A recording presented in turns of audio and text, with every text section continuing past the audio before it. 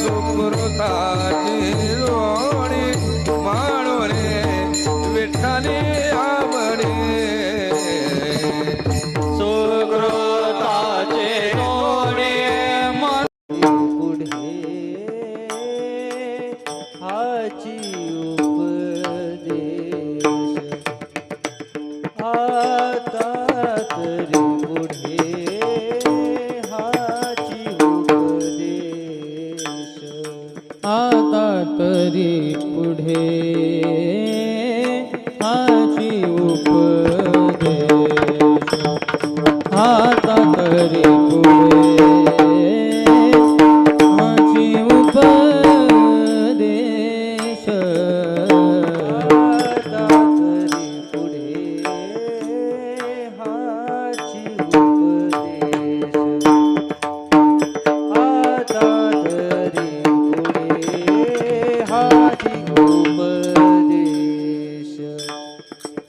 नका करू नाश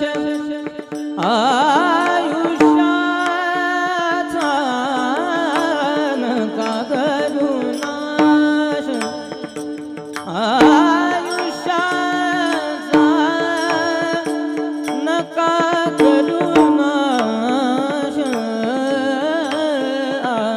आयुष्याचा सकळांचा पाया माझे दंडवत सकळांचा पाया माझे दंडवत नका करू नाश आयुष्याचा नका करू नाश नका करू नाश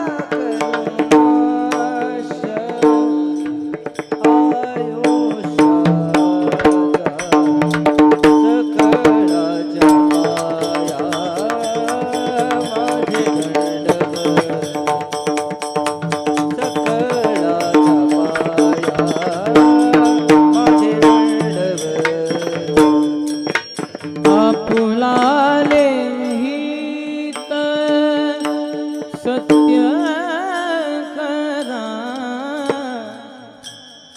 आपुलाले चित्त शुद्ध करा आपुलाले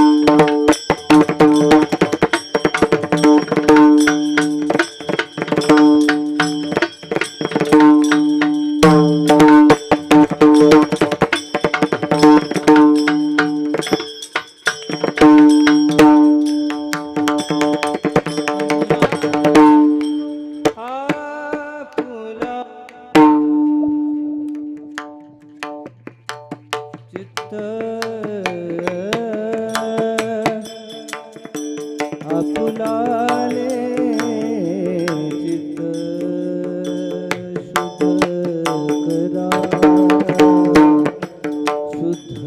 करा आपुलाले चित्त शुद्ध करा आपुलाले चित्त शुद्ध करा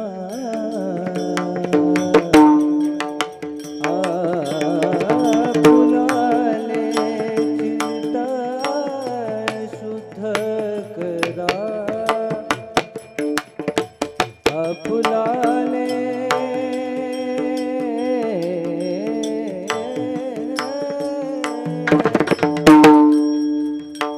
आपुलाले चित्त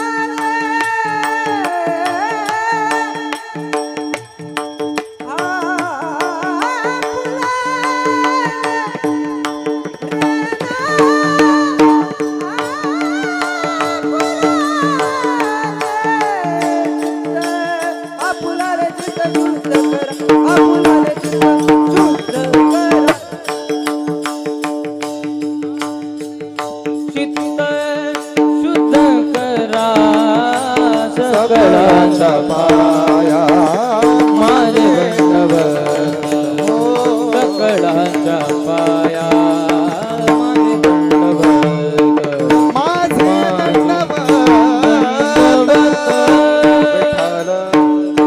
विठ्ठल विठ्ठल विठ्ठल विठ्ठल विठ्ठल बसलेले टाळी वाजवा. विठ्ठल हातानं टाळी मुखानं नाम सर्वांनी नामस्मरण करा. सगळ्यांनी म्हणा विठ्ठल विठ्ठल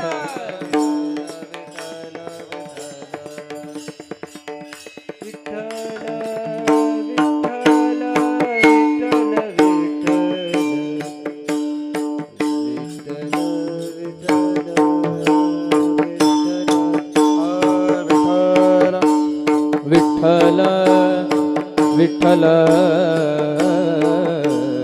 विठ्ठल विठ्ठल विठ्ठल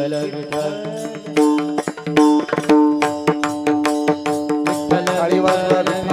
विठ्ठल विठ्ठल विठ्ठल विठ्ठल विठ्ठल विठ्ठल विठ्ठल विठ्ठल कुंडली कमरदा हरि विठ्ठल ज्ञानदेव तुकाराम भगवान की जय ज्ञानेश्वर महाराज की जय जगद्गुरु तुकाराम महाराज की जय ब्रह्म एकनाथ महाराज की जय आदिशक्ती मुक्ताबाई महाराज की जय पवनपुत्र हनुमान की जय संत शिरोमणी सावता सावता महाराज की जय भक्त शिरोमणी नामदेव महाराज की जय नमः पार्वती पते हर हर महादेव अवधूत चिंतन श्री गुरुदेव विठ्ठल विठ्ठल विठ्ठल विठ्ठल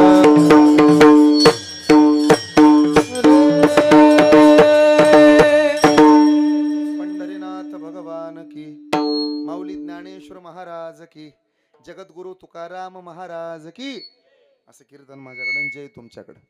थोडा पाठीचा कान ताट ठेवा, सरळ बसा. मी कीर्तन करतो, फक्त जय म्हणू लागा. पुत्र हनुमान की, संत शिरोमणी सावता महाराज की, भक्त शिरोमणी नामदेव महाराज की, पवनपुत्र हनुमान की. नम पार्वती पते हर हर. बस जमला. आता तरी पुढे हाची उपदेश नका करू नाश आयुष्याचा. सकळांच्या पाया माझे दंडवत आपुलाले चित्त शुद्ध करा.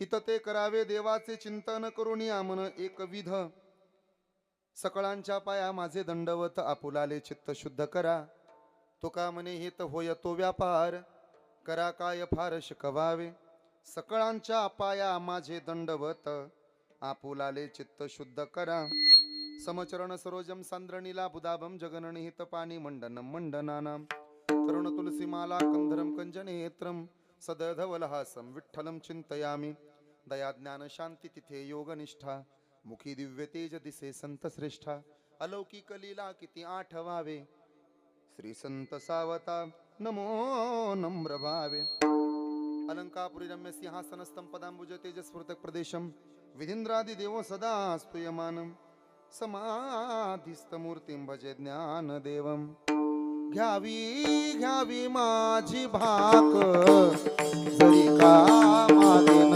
आणिक जरी का मागे न आणिक जरी का मागे न आणिक घ्यावी घ्यावी माझी भाग जरी का मागे न आणिक जरी का मागे न आणिक जरी का मागे न घ्यावी घ्यावी माझी भाक जरी का मागे न आणिक जरी का मागे न आणिक जरी का मागे न आणिक घ्यावी घ्यावी माझी भाग जरी का मागे न आणिक जरी का मागे न आणिक जरी का मागे न आणिक आता तरी पुढे हाची उपदेश नका करू नाश आयुष्याचा सकळांच्या पाया माझे दंडवत आपुलाले चित्त शुद्ध करा प्रस्तुत प्राप्त प्रसंगी संप्राप्त कीर्तन रूपी सेवेकरिता निवडलेला उच्चारलेला गायलेला भंग संत हृदय सम्राट जगद्गुरु जगदवंदने वारकरी संप्रदायाचे कळस मनुष्य धर्माला पारमार्थिक अनुभूती प्राप्त करण्यासाठीचा उपदेश करतात विठ्ठल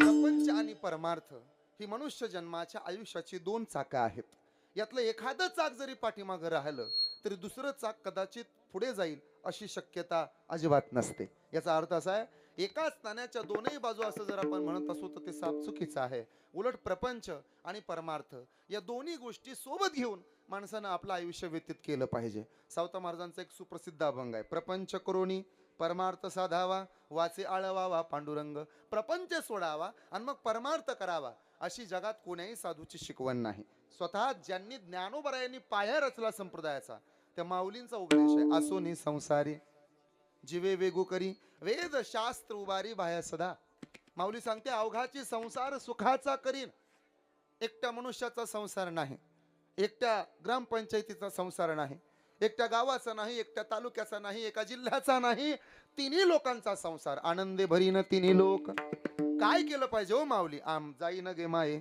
तया पंढरपुरा भेटेन माहेरा आपुलिया ज्ञानोबराय वारकरी संप्रदायाचा पाय आहे त्यांना वाटलं जगाचं कल्याण व्हावं मंगल व्हावं यात नवल नाही 14व्या शतकामध्ये एकनाथ महाराज अवताराला आले खर तर माझं असं वैयक्तिक मत आहे आपण सर्वजण कीर्तन ऐकणारी मंडळी आहात सध्या तर आपल्या बोरी गावामध्ये सप्ताह सुरू आहे त्यामुळे तुमच्याकडे दिवाळी सुरू आहे आणि दिवाळीतली पहिली दुसरी तिसरी अशी एखादी आंघोळ असेलच त्यामुळे तुम्हाला सगळं यातलं तोंडपाठ झालंय मला काही उत्तर तुमच्याकडून अपेक्षित आहेत वारकरी संप्रदायाचा पाया झाले वारकरी संप्रदायाला भागवत धर्माची शिकवण लावून दिली अनेक संप्रदायांना सोडून नवीन रस्ता तयार केला पंढरपूरची वाट ज्या साधून दाखवली रेड्याच्या मुखातनं वेद बोलवला निर्जीव दगडा मातीची भिंत चालवली आणि वारकरी संप्रदायाचा पाया झाले जगाला ज्ञानाची ओळख करून देण्याकरता आळंदीमध्ये अवताराला आलेल्या साधूचं नाव काय ज्ञानेश्वर महाराज मला तुम्हाला विचारायचंय प्रपंच करताना परमार्थ साधत असताना देवाला प्रेम दिलं पाहिजे आणि भगवंतावर प्रेम केलं तर हातचा नैवेद्य सुद्धा देव खातो ही शिकवण पंढरपुरातून जगाला दिली काय नाव त्या साधूचं नामदेव महाराज मला विचारायचं तुम्हाला मडकी घडवता घडवता माती रांधता रांधता त्याच्यापासून घट बनवता बनवता आपल्याला आकार देणारा भगवंत आहे ज्याच्यापासून आलो त्याच्याकडे गेलं पाहिजे मग कुंभाराच्या जातीत जन्माला आलो म्हणून काय झालं अशी शिकवण जगाला देणारे गोरोबा काका, मला विचारायचं तुम्हाला, नारी जातीमध्ये जन्म झाला म्हणून मागं नाही सरली, उलट जात्यावरच्या ओव्या गाता गाता जगाच्या मालकाला स्वतःच्या दारात, स्वतःच्या घरात, नामदेवाच्या वाड्यामध्ये, नामदासाच्या वाड्यामध्ये जात उडू लागायला पहाटेच्या मंद वाऱ्यामध्ये बोलवलं होतं. त्या 7 वर्षाच्या महिला संताचं नाव काय? जनाबाई. मला विचारायचं तुम्हाला, एवढा परमार्थ देखना व्हावा आणि जगाला आपला परमार्थ कळावा याकरता प्रपंच करता येतो, आणि शेतातल्या कांद्यामध्ये, मुळ्यामध्ये, भाजीमध्ये सुद्धा विठोबाला पाहता येतं. अशी शिकवण देणाऱ्या साधूचं नाव सावता महाराज. हे सगळे एका बाजूला आणि नाथ महाराज एका बाजूला. स्वतःच्या घरचे प्रपंच एवढा मोठा होता. पैठण निवासी होते, येईल त्याला साखर 1 किलो देत होते. आज कीर्तन ऐकायला आला ना, 1-1 किलो साखर कीर्तन कराकडून. हे नाथ महाराजाचं तुम्ही स्वप्न पाहू नका. आम्ही थोडे कमी पडले तर मागून घेणारी पोर आहोत, ऐकताय ना. कीर्तन ऐकायला येणाऱ्याला 1 किलो गुळाची ढेप आणि 1 किलो साखर प्रत्येकाला सरसकट देणारे नाथ महाराज. मला सांगू द्यात, जगाला शांती कळावी म्हणून अवताराला आले. मग एवढा जर मोठा प्रपंच आहे तर तुम्ही प्रपंचच चांगला करायचा असतो महाराज. सामान्यतः असं असतं, 2 एकराची 4 एकर कशी होईल असं लोक पाहतात. शेजाऱ्याचा एकर विकायला निघाला तर त्याचा रस्ता बंद करतात, दुसऱ्याला विकता येऊ नये, फक्त आपल्याला घेता यावं. देवळात गेलं तर चांगला बल काढून आणतात आणि गेलेलं तिथं नेऊन लावतात. 1 लेकरू झालं तर सहज माणूस म्हणताय अजून एखादा असावं म्हणजे एकाला 2 होतील. नाथ महाराज स्वतःचा प्रपंच वाढावा याकरता लोक प्रयत्न करतात. मग तुम्ही तुमच्या पुरतं पाहिलं पाहिजे ना. नाथ महाराज म्हणाले मुळीच नाही, आम्हाला आशा, आम्हाला वारस आणि आम्हाला मार्ग ज्ञानोबराईने दाखवलाय ना, मग आम्ही सुद्धा जगाचं कल्याण करू. अवघे चित्रैलोक्य आनंदाचे आता चरणी जगन्नाथा चित्त ठेले. मला नाना याच्या पुढे जायचं. तुम्ही रोज कीर्तन ऐकता, तुम्ही ज्ञानोबा ऐकले, तुम्ही आता नाथ महाराज ऐकले. मला अजून एक संत तुम्हाला सांगायचे. मी विचारणार आहे तुम्हाला. 1 नाही, 2 नाही, 3 नाही, तब्बल 13 दिवस गाथा पाण्यात बुडवायचा प्रयत्न झाला. शुभा कासाराच्या बायकोनं उकळतं पाणी अंगावरती ओतलं. एवढे कष्ट झेलले. 42 लाखाची जहागीरदारी होती, श्रीमंत होते, आणि महाराष्ट्र राज्याची जगातली पहिली आणि शेतकऱ्यांची सरसकट कर्जमाफी केली ते संत तुकाराम महाराज होते. मग एवढे श्रीमंत असणारे संत, काय गरज आहे लोकांचं पाहायची? हो महाराज, पहिली धर्मपत्नी निघून गेल्यानंतर तुम्ही दुसरी धर्मपत्नी केली. शक्यतो दुसवट्यावर पोरगी देताना माणसं एकदा नाही 100 वेळेला विचार करतात. आणि तुकाराम महाराजाला पोरगी द्यायची म्हणजे दुसवट्यावर द्यायची. बरं असं आहे, देवाच्या नादाला लागलाय. काळ कुट्या लोक म्हणतात, कधी भंडारा डोंगरावर, कधी घोराडेश्वरावर, कधी भामचंद्रावर जातात. शक्यतो देहूत नसतात. ये नेरूचे आम्हा एकांताचा वास म्हणतात. आणि तरी तुम्ही पोरगी देता. आबाजी पंत गोळे म्हणाले माझी लेक दिली ना तर तुकोबालाच द्यायची. 42 लाखाची जहागीरदारी संपलेल्या आणि घरदार सोडून डोंगरावर गेलेल्या, पहिली बायको अन्न करता मेलेल्या, लेकरू तरपडून मेले अशा तुकाराम महाराजाला 3644 एकर रान असणाऱ्या आबाजीनं पोरगी दिली होती. सध्या महाराजाला पोरगी द्यायचं म्हणलं की माणसं खालीवर बघतात, कसं व्हायचं. अरे कसं व्हायचं म्हणजे क्लास 1चा पगार घेतात, तू बिनधास्त देऊन टाक. 1 नाही, 2 नाही, 3644 एकराचा 7-12 आबाजी पंत गुळवेनी पोरगी दिली. तुकाराम महाराजा पुढे हात जोडले, जावई बापू. असं असतं, स्वतःचा पोरगा जर सांभाळत नसेल तर बापाला जावयाचा आधार असतो. आता मी तुमचा आहे, तुम्ही माझे, आता संसार सुखाचा करा. तुकाराम महाराज म्हणले संसार सुखाचा केला असता, पण माझ्या एकट्याचा संसार मला सुखाचा करायचा नाही. मग अवघाची संसार झाला ब्रह्मरूप, विठ्ठल स्वरूप मनोनिया, विठ्ठल स्वरूप मनोनिया. अवघाची संसार झाला ब्रह्मरूप, विठ्ठल स्वरूप मनोनिया, विठ्ठल स्वरूप मनोनिया. हो अवघाची संसार झाला ब्रह्मरूप, विठ्ठल स्वरूप, हो विठ्ठल स्वरूप मनोनिया. अवघाची संसार झाला ब्रह्मरूप, विठ्ठल स्वरूप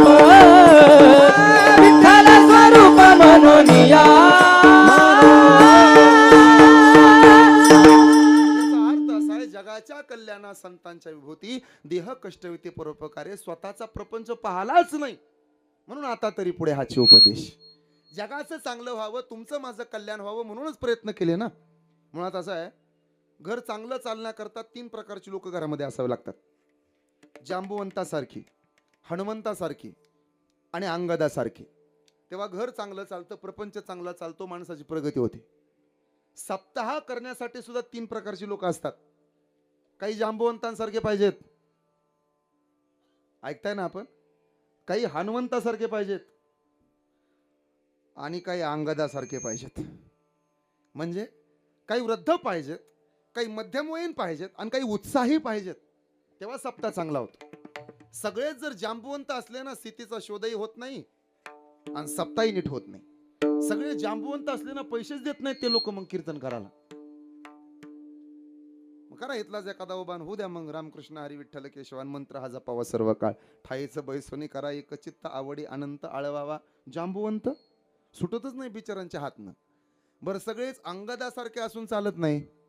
सगळे अंगदच असतील आणि उत्साही असतील ना, तर पुढच्या वर्षी सप्ताह होत नाही, सगळं संपून टाकतात. मग संकट आलं तर घराचं रक्षण करायला, सप्त्याचं रक्षण करायला हनुमंतासारखे सुद्धा असावे लागतात. घरामध्ये म्हातारा माणूस पाहिजे, लहान लेकरं पाहिजेत आणि तरुण पोरं सुद्धा पाहिजेत. तेव्हा ते घर चांगलं चालतं. तसं आमच्या संप्रदायामध्ये आहेत, ज्ञानोबरायांसारखे विचारवंत आहेत, नाथ महाराजांसारखे खंबीर आहेत आणि तुकोबरायांसारखे उत्साही आहेत. कसा उत्साह? उजळावया लोवाटा, खरा कोटा निवाडा, येथे उपकारासाठी आले गरजा वैकुंठी. तो का म्हणे मज कळते चाचणी, बडबडची वाणी अथवा सत्य. किती उत्साह हो. एकदा राजगुरुनगर शेजारच्या कडूस गावातला एक शेतकरी घोराडेश्वरावरती आला. तपाला आला नव्हता, जपाला आला नव्हता. आता तपही राहिलं नाही, जपही राहिलं नाही. पूर्वी तप होते आणि जपही होते. तपामुळे शाप लागत होता आणि जपामुळे आशीर्वाद लागत होता. आता कोणाचा शापही लागत नाही आणि कोणाचा आशीर्वादही लागत नाही. तुम्ही घाबरत जाऊ नका. पहिलं जग चालत होतं यंत्रावर, मंत्रावर, नंतर जग चालायला लागलं तंत्रावर. आता जग चालतंय यंत्रावर आणि कुठं कुठं जग चालतंय षडयंत्रावर.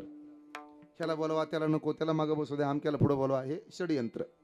त्यामुळे आता शापही लागणार नाही आणि आशीर्वादही लागणार नाही. घोराडेश्वरावरती तुकाराम महाराज तपाला बसलेत आणि तो कडूचा शेतकरी घोराडेश्वरावर आला.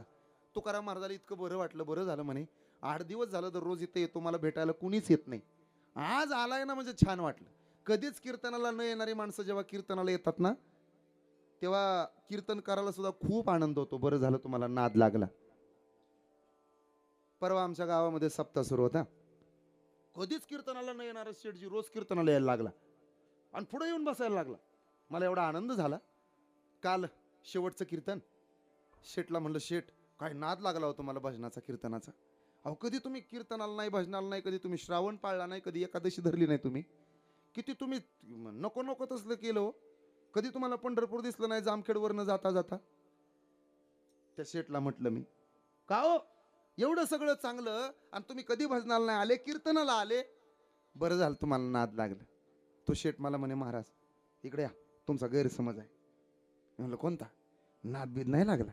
मग असल्या भानगडीत मी नसतोच, पण गावात सप्ताह बसला, केशवदादा साऊंडला ऐकायला येत होतं का ना, घरी झोप लागत नव्हती म्हणून कीर्तनाला येऊन बसलो. हिथं आलं की डुलका लागतो, घरी झोपच लागत नाही म्हणून येतो. असा तो शेतकरी होता. तुकोबा रामकृष्ण हरी, जय हरी जय हरी.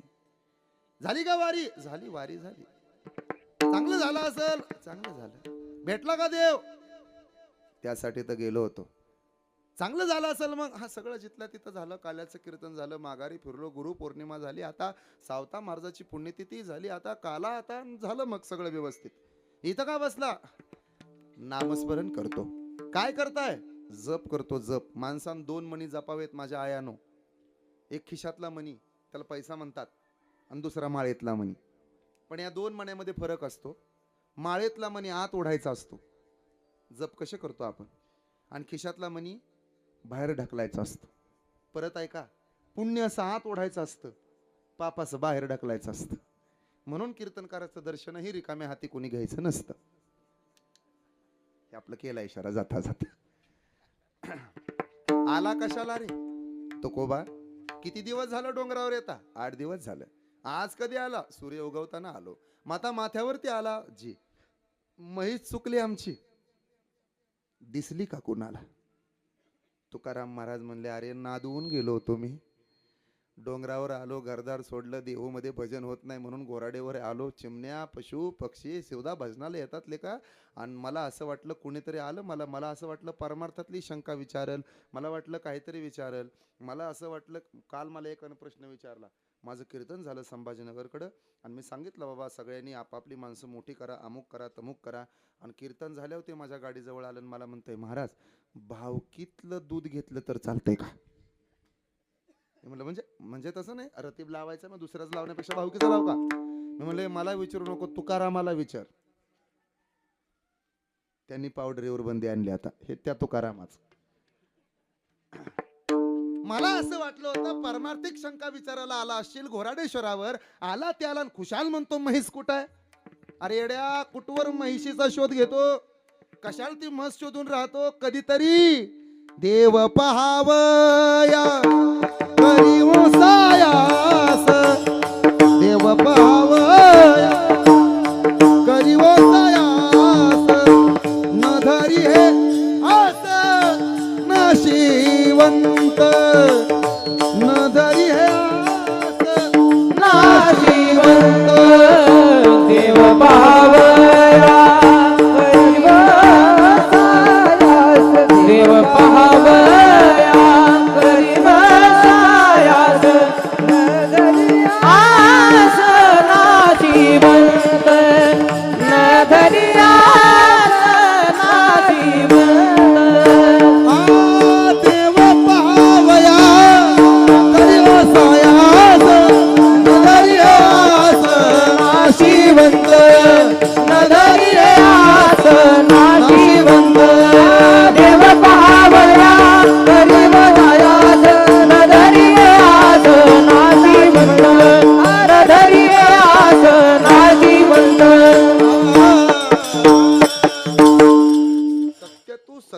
सत्य तू विठ्ठला, हे जगाला कळावं म्हणून आता तरी पुढे हाची उपदेश नका करू नाश आयुष्याचा. हे सांगायला, ऐकायला, बोलायला बरं वाटतं महाराज, पण आमच्या तालुक्यामध्ये एक साधी म्हण आहे, ज्याचं जळतं त्याला कळतं. याचा अर्थ असा आहे, ज्याचं जळत नाही त्याला कधीही कळत नाही. मातीचं घर, मातीचं अंगण, मातीची चूल, अख्खं आयुष्य या शिंदे परिवारानं कष्टामध्ये घालवलं. वागण्यात नम्रता, बोलण्यात गोडवा, हृदयात गरिबीची जाण ठेवून आमच्या दिना बापूनं शेवटच्या श्वासापर्यंत स्वतःच्या मतावर ठाम राहत जीवन जगलं. कधी तडजोड नाही. अत्यंत निष्ठावंत मनुष्य. ज्याला यावं लागतं त्याला जावं लागतं, हे खरं आहे महाराज. पण अजून 10-5 वर्षाचं आयुष्य मिळालं असतं तर परिवाराला बरं वाटलं असतं. स्वप्नातही वाटलं नव्हतं बापू जातील. बापूंचा सर्व परिवार आज दुःखाच्या सागरात आहे. मला कल्पना आहे, आज पहाटे 4 वाजल्यापासून डोळ्याला डोळा नसेल. आज बापूंचं श्राद्ध पाहता पाहता लेक वर्ष झालं कळालंही नाही. भेटल त्याला निरोप दिला असेल आणि त्यानं सांगितलं असेल 1 वर्ष झालं. अहो 1 वर्ष झालं पाहिजे होते हो बापू. हा अहो बापू सारखा गावात माणूस नाही. अख्खा गाव एका बाजूला आणि बापू एका बाजूला. तत्वात कधी तडजोड केली नाही, कधी झुकले नाहीत, कधी शरण नाही गेले. अशी ठाम माणसं शक्यतो कमी नाही, दुर्मिळ. आणि म्हणून त्यांच्या पश्चात त्यांचा सगळा परिवार, ज्यामध्ये काळ्या आईची प्रामाणिकपणाने सेवा करणारे सुपुत्र अर्थात संजय जे आहेत, लक्ष्मण नावाचे भाऊ होते, भगवंतानं बोलावून घेतलं. मुकुंद नावाचे बंधू आहेत, माझ्यावर त्यांची सुद्धा खूप श्रद्धा आहे. 2ही लेकी, ज्यामध्ये शालनताई, आशाताई. एका लेकीला भगवंतानं बोलावून घ्यावं. जेव्हा कधी शालनताई माहेराला येतील ना, तेव्हा तेव्हा बापाचा फोटो भिंतीवरती टांगलेला पाहतील. किती वय होऊ द्या पोरीचं, 70 वर्षाची पोरगी असू द्या आणि 93 वर्षाचं म्हातारा असू द्या,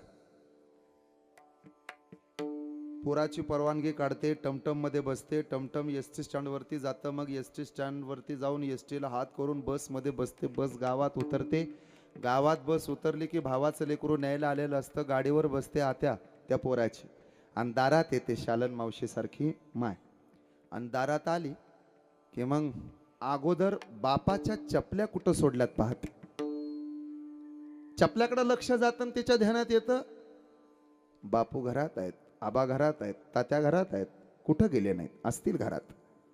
93 वर्षाचं म्हातारं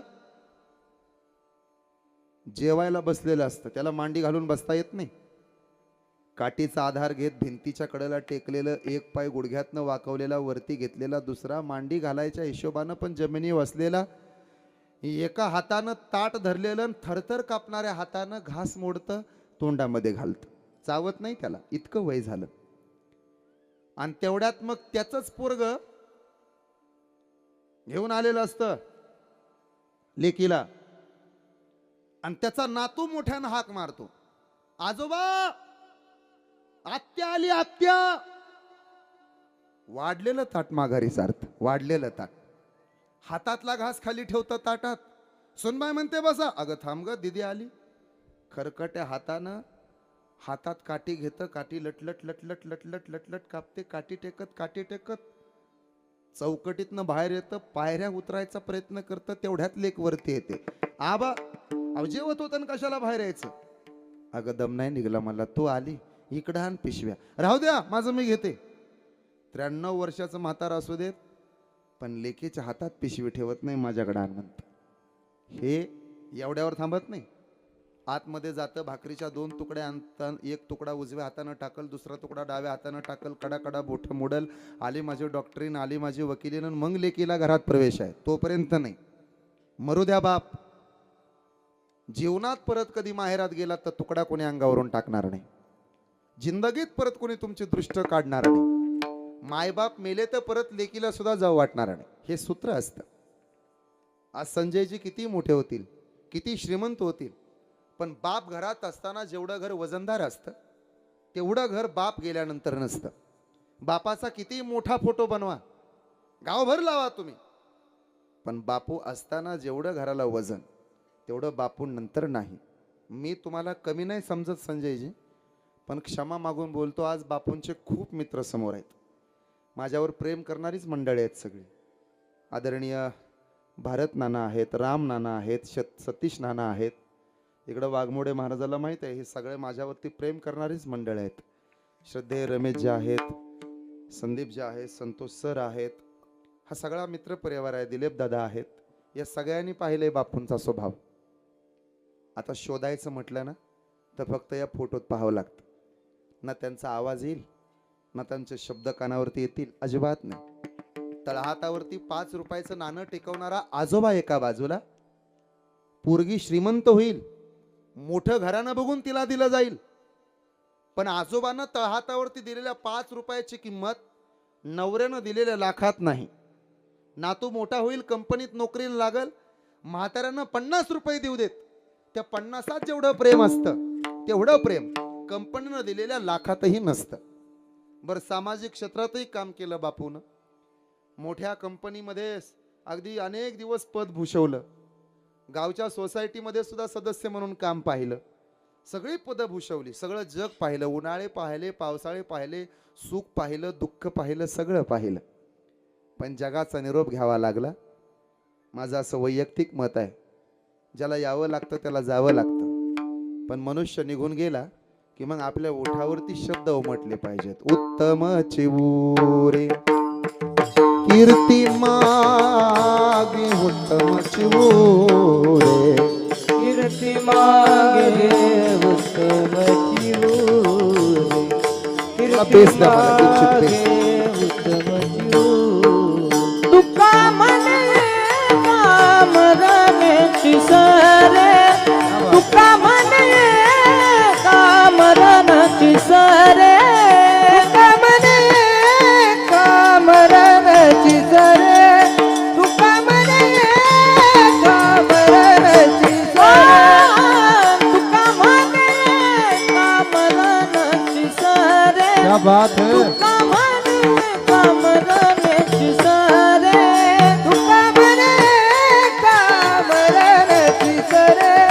कमरे कमरेची सरे उत्तम तीव्रे कीर्ती मागे उत्तम तीव्रे उत्तम तीव्रे कीर्ती मागे उत्तम तीव्रे उत्तम तीव्रे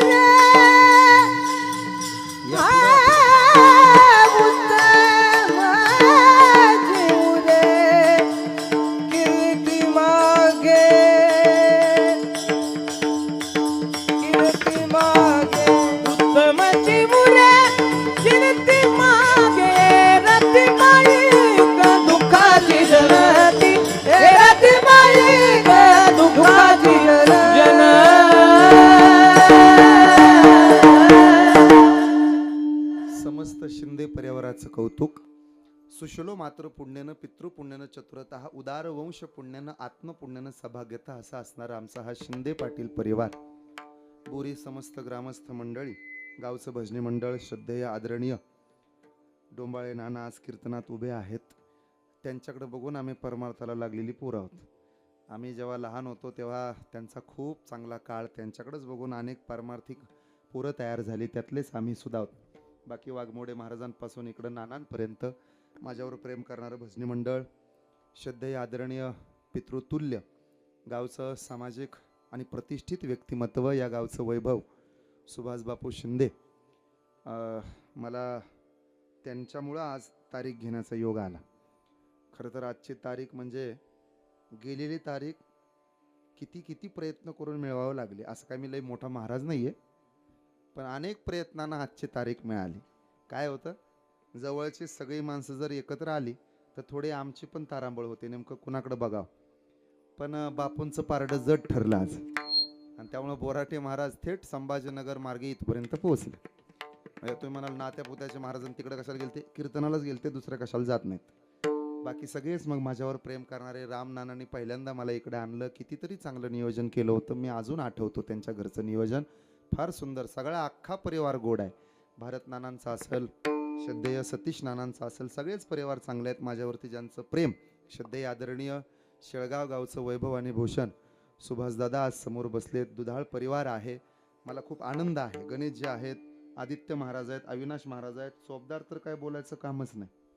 अजून मिशी सुद्धा फुटली नाहीत चोपदाराला. एवढे तरुण चोपदार माझ्यासाठी आज तुम्ही उपलब्ध केले, त्यामुळं तुमचं मनापासून कौतुक आहे. माझ्यावर खूप प्रेम आहे चोपदार मामांचं. आम्ही स्टार प्रवाहाला कीर्तनाला गेलो होतो तेव्हा काय कहर केला होता आमच्या चोपदारानं. सगळी अख्खी स्टार प्रवाहाची टीम सुद्धा प्रेमात पडली होती यांच्या.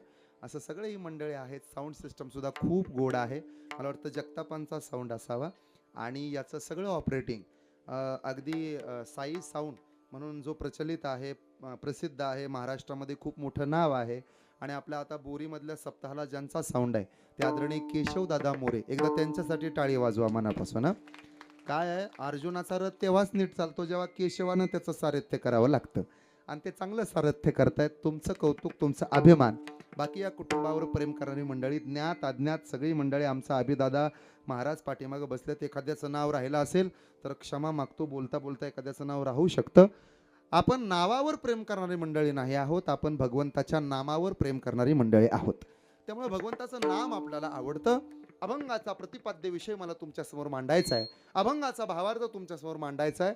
आणि मला वडिलांचं महत्त्व तुम्हाला शेवटच्या 10-15 मिनिटांमध्ये सांगायचं आहे. त्यामुळं तुम्ही इकडं तिकडं पाहू नका, थोडा पाठीचा कानात ताट ठेवा. उगीच महिलांनी गंगे आले का, ठके आले का, बकुळे आले का, वैंस कुठं बसल्या, हे जर तुम्ही पाहत बसलात ना तर मग कीर्तन करणाऱ्याला, कीर्तनाला साथ देणाऱ्या लोकाला असं वाटतं की न केलेलं बरं.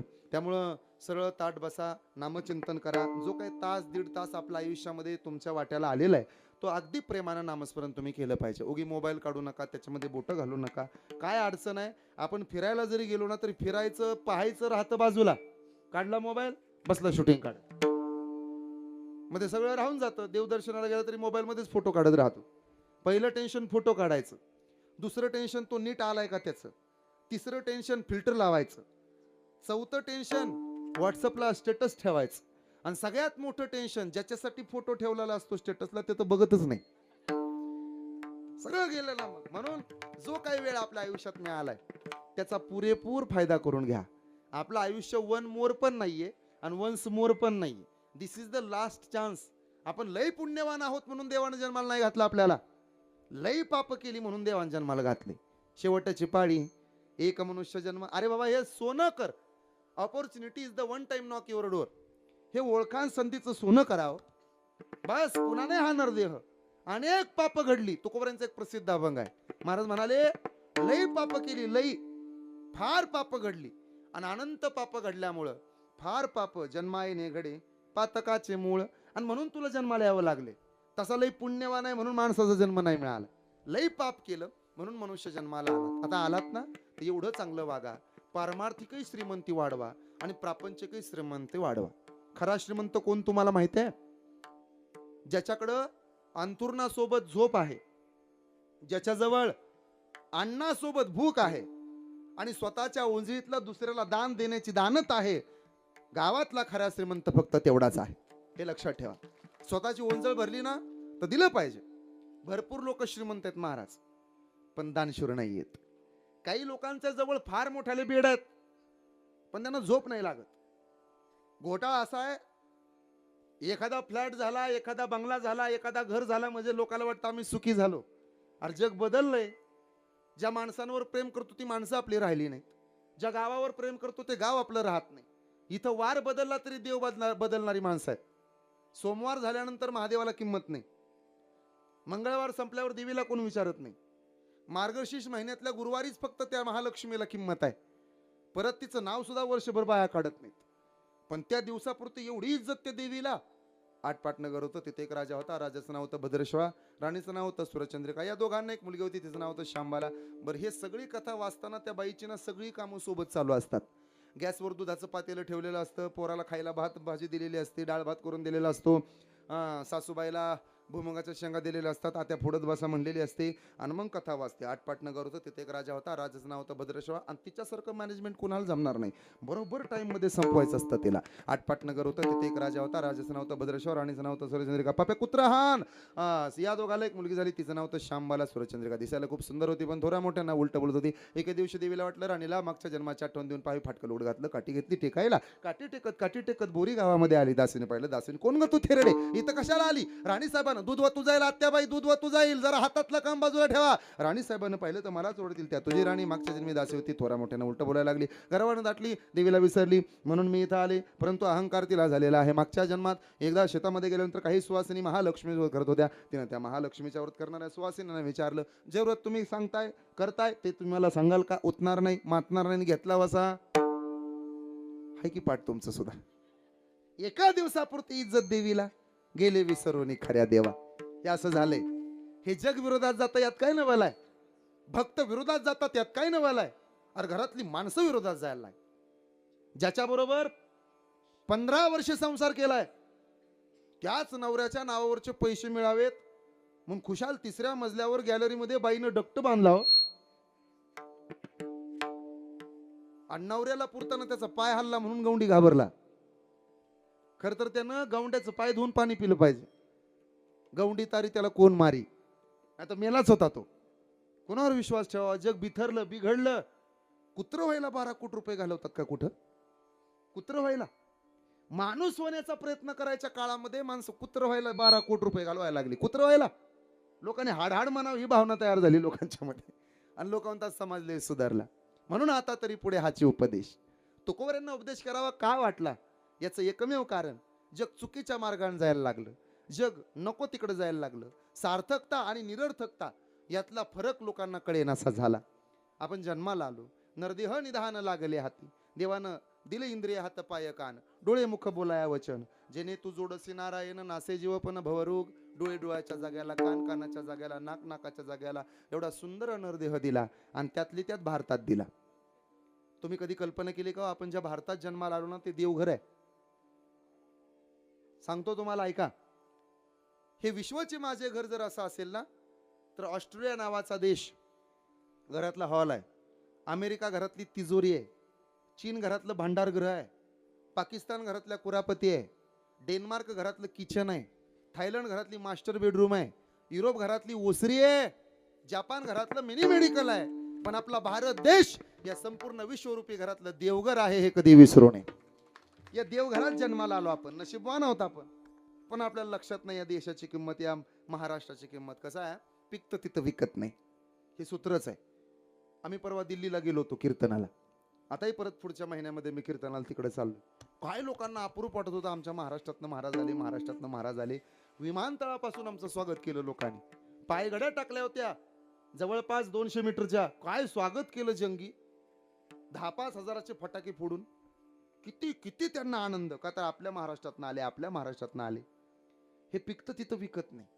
असं आहे, ज्ञानोबा तुकोबा सावता महाराज आपल्या इथं आहेत ना, म्हणून आपल्याला सावता महाराजांची, ज्ञानोबरायांची, तुकाराम महाराजांची एवढी किंमत वाटत नाही. काय नाही म्हणे, ते संतच आहेत.